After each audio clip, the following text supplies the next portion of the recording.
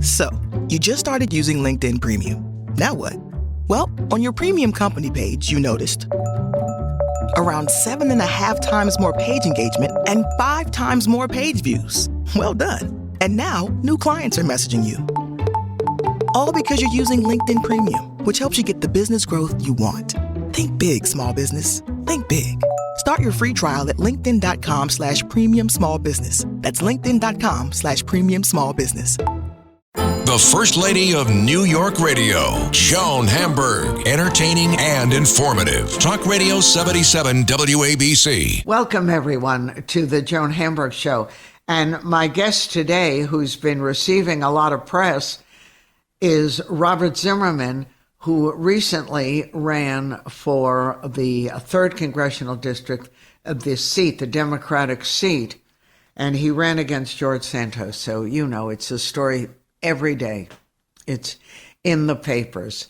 And I wanted to hear from Robert Zimmerman's perspective what the heck was going on and how did Santos, who apparently did not tell the truth about anything from his family, his religion, his work, his education, and actually had run 2 years ago, I think it was against Tom Suozzi, and he didn't deal with any of this. Like, it's sort of weird. How could that be? And Mr. Zimmerman has often talked about the importance of local media, and there was a Long Island paper, a small paper that ran a story about Santos and many of the lies.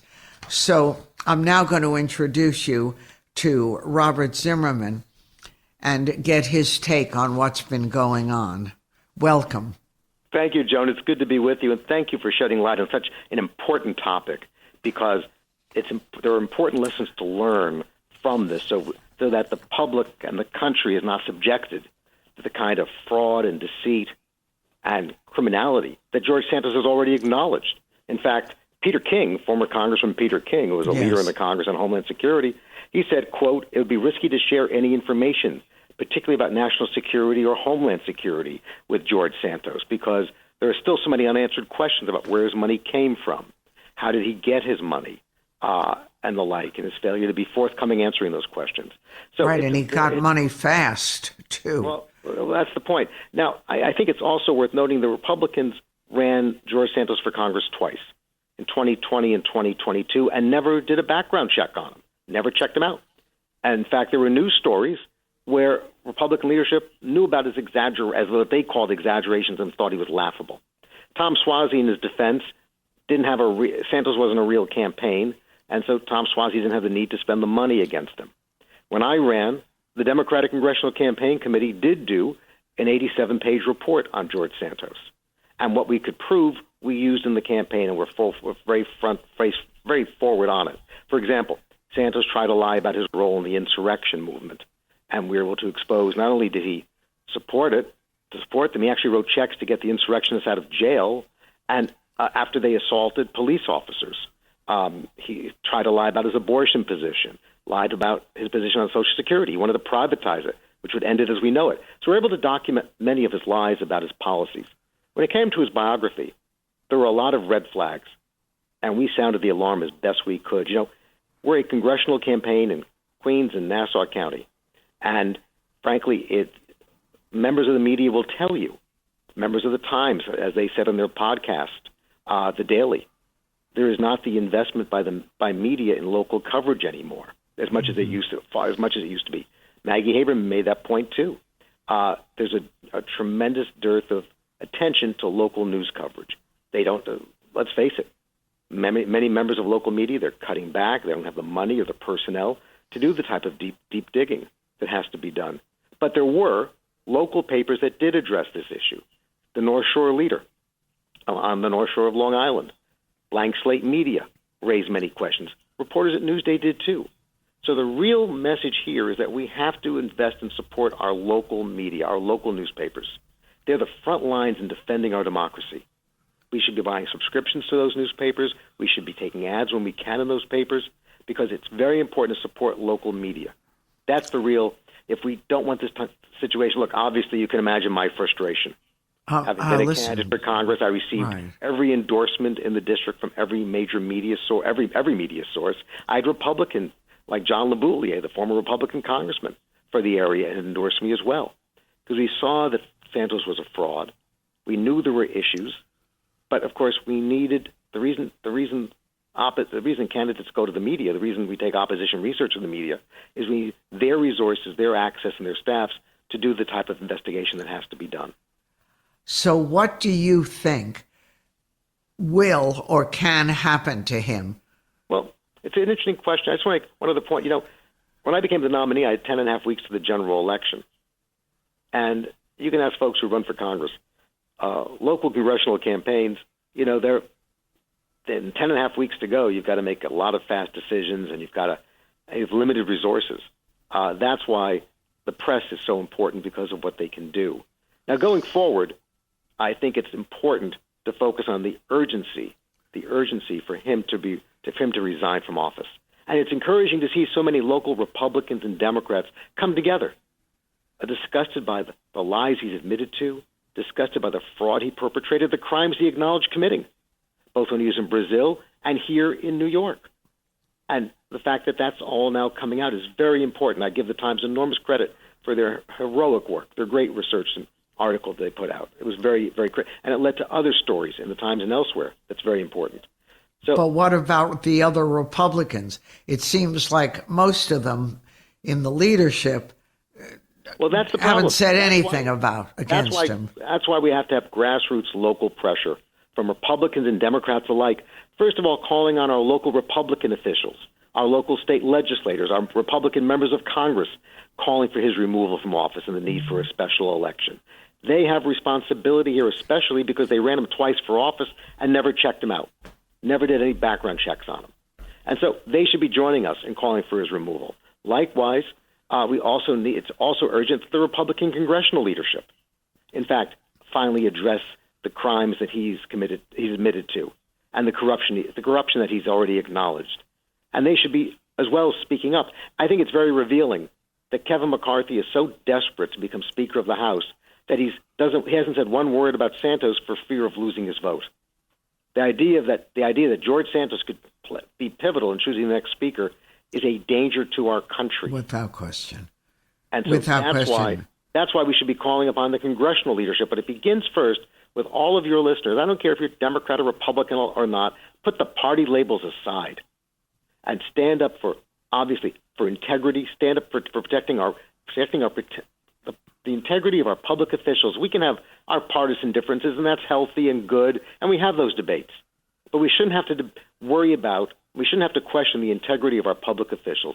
And when they violate that integrity, as George Santos did, lying about every aspect of his life, perpetrating a fraud on the voters, we should come together as one community, as one nation, and say this is not acceptable. He's violated public trust.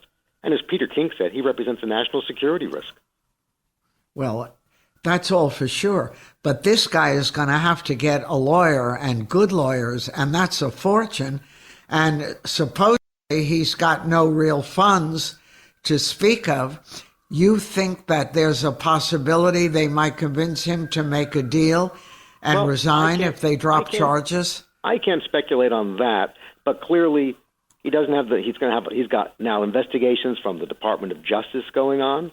He's got investigations from the New York State Attorney General, the Nassau District Attorney, who's a Republican, the Queens District Attorney, Melinda Katz, who's a Democrat. They've all come together. They've launched investigations into Santos. And we shouldn't have to wait a year to get answers to questions. George Santos should come forward tomorrow with documentation, which is what honest people do, and should explain how he had $700,000 to loan his own campaign. Where did it come from? He was initially reporting an income of $50,000. So where do you have $700,000 to loan his own campaign? And he claimed that his income jumped from $50,000 to a window of $3 million. He claimed his income jumped from $50,000 to between $3 million and $11 million. He claims he worked hard. Well, he has an obligation to show us who his clients were. He never disclosed that. Where did the money come from? We know, frankly, Joan, we all know he's bought. The question is, who's bought him? Well, and no one's found it out yet. Well, that's because he won't disclose it.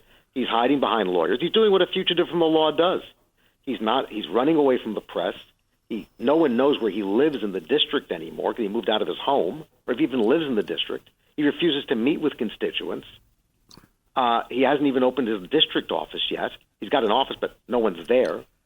So the point simply is, obviously, this is a person of no shame. This is a pathological liar. But we have to keep the pressure on demanding accountability. Is a runoff possible?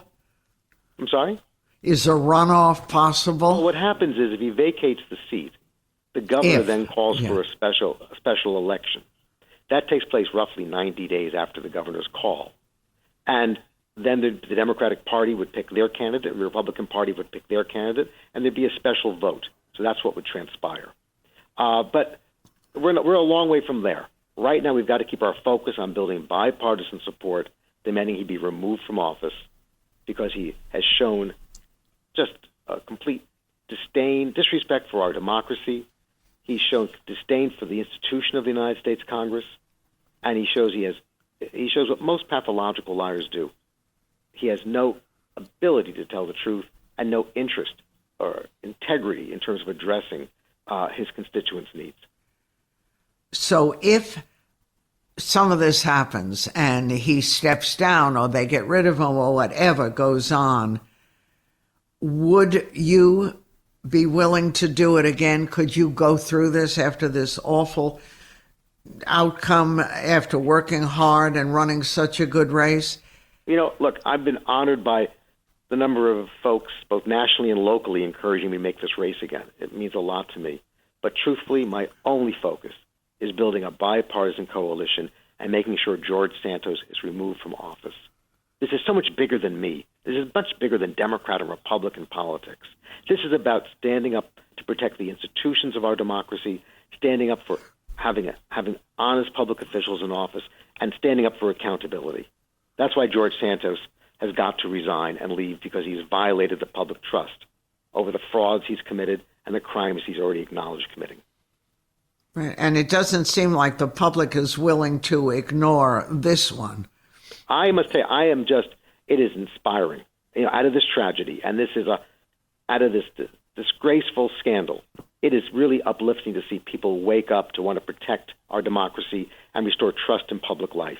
And it begins with rallying together, putting the party labels aside, and demanding that he leave office or be forced out of office, holding Republican leadership accountable locally in Congress, in New York State, and in Washington. Because if they don't stand up to remove this criminal, this fraudster, if they don't stand up to remove him, they're accomplices to the crime.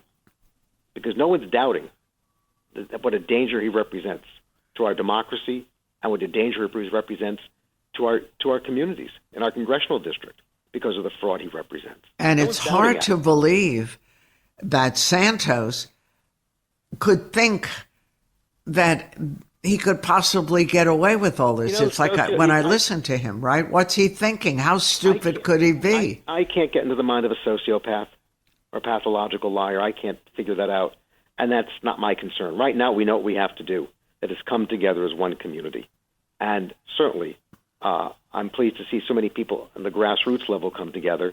And I think it's also important to remember that one of the most important ways we can make sure we can stand up to future fraudsters out there is that we have strong local media, that we invest in our weekly newspapers, we buy subscriptions to our daily newspapers, we participate and make sure that, because they're the front lines in protecting our democracy. That's why we have to support local media. All right. We wish you the best. Good luck. Well, keep in touch much. so we know Always what's great. happening. Always great to be with you. Thank you Robert so much, Zimmerman. Joan. Thanks for focusing on You it. too. I'm Joan Hamburg, and you're listening to WABC. You just realized your business needed to hire someone yesterday. How can you find amazing candidates fast? Easy. Just use Indeed. Stop struggling to get your job post seen on other job sites. With Indeed sponsored jobs, your post jumps to the top of the page for your relevant candidates, so you can reach the people you want faster. According to Indeed data, sponsored jobs posted directly on Indeed have 45% more applications than non-sponsored jobs. Don't wait any longer. Speed up your hiring right now with Indeed. And listeners of this show will get a $75 sponsored job credit to get your jobs more visibility at Indeed.com/ARTS. Just go to Indeed.com/ARTS right now and support our show by saying you heard about Indeed on this podcast. Terms and conditions apply. Hiring? Indeed is all you need.